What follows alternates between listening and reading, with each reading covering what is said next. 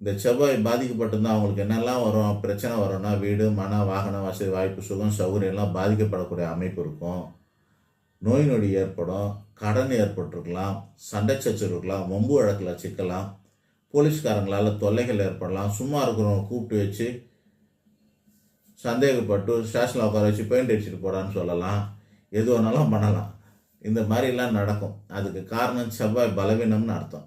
So செவ்வாயை பலப்படுத்துறதுக்கு இந்த மாதிரியான வழிமுறைகள்லாம் இருக்குது. இப்படிலாம் பண்ணால் நமக்கு இந்த விஷயங்கள்லாம் நடக்கும். முக்கியமானது ஒன்று என்னன்னா, நீங்கள் எவ்வளவு முடியுமோ இரத்த தானம் பண்ணலாம். செவ்வாய் இரத்த காரகன். இரத்த தானம் பண்ணுறவங்களுக்கு செவ்வாய் பரிபூர்ணமான அருளை கொடுப்பார். நன்றி, வணக்கம். ஒன்று சொல்ல மறந்துட்டேன். அது என்னென்னா, இந்த பூமியெல்லாம் வாங்குறாங்க. இந்த வீட்டிலலாம் பார்த்தீங்கன்னா பூமியில் தோஷம் இருக்குது, சொந்தமாக பூமி வாங்க முடியலன்னு நினைக்கிறவங்களாம் என்ன பண்ணுவாங்கன்னா, இந்த போலீஸ்காரங்க இருக்காங்க பார்த்தீங்களா, அவங்க செவ்வாயோட ஆதிக்கம் கொண்டவங்க. மிலிட்ரி மேனு செவ்வாயோட ஆதிக்கம் கொண்டவங்க. அவங்க ஷூ போட்டுட்டு லெஃப்ட்டு ரைட்டுன்னு டப்புன்னு தட்டிகிட்டு இருப்பாங்க. பார்த்துக்கிறீங்களா?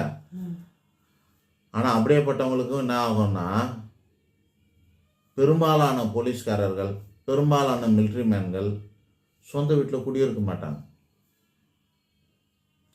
வாடகை வீட்டில் தான் குடியிருப்பாங்க, இல்லைன்னா கவர்மெண்ட் குவார்ட்டர்ஸில் தான் இருப்பாங்க. ஏன் அது? செவ்வாய் ஆதிக்கம் கொண்ட அவர்களே பூமியை எட்டி உதைக்கிறதுனால அந்த பாதிப்பு ஏற்படுது. அதுக்காக டியூட்டியில் செய்கிறத பண்ண முடியுமா? பண்ணாமல் இருக்கலாம். எப்படி பரதநாட்டியம் ஆடுறவங்க தப்புன்னு தட்ட போகிறாங்களே, தரையை எட்டு ஒதுக்கி போகிறாங்களே, அப்போ என்ன பண்ணுறாங்க?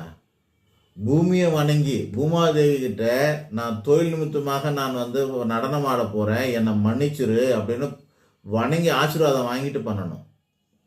இது ரொம்ப முக்கியமான விஷயம். அதில் மறந்ததுனால சொல்கிறேன்.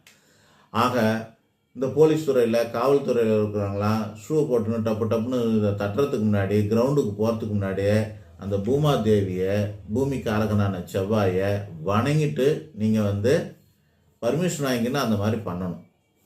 அந்த பயிற்சியில் ஈடுபடணும்.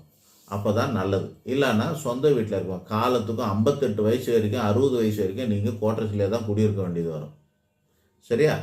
அப்படி.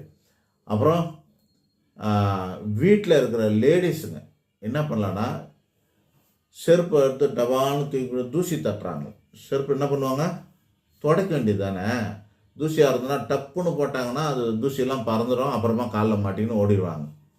அந்த மாதிரி பண்ணக்கூடாது. செருப்பால் பூமியை அடிக்கக்கூடாது. தொடப்பட்ட பெருக்கிக்கிட்டே இருக்கும்போது என்ன